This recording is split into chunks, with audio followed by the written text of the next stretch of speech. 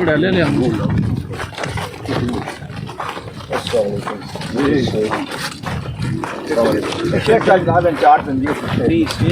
हालात ही मैं भी सारे उस जीवे के असां जगह मां तो छोटी थी लगती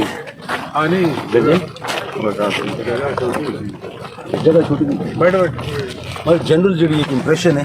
कि नवाज शरीफ आए तो कनाता लगी हैं सरदार मोहम्मद अली माता साहब स्टेज पे हैं लोग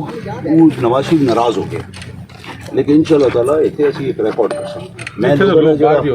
मैं लोगों ने जो हालात वेखे ना जज्बात ਤੁਹਾਡੀ ਮੇਰੀ ਗੱਲ ਨਹੀਂ नहीं किसी नहीं गल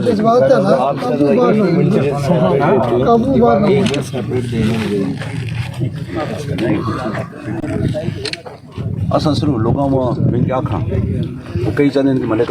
आवे या कोई चाहना कि मेजर ताहिर सादिक आवे आवे असी वैसा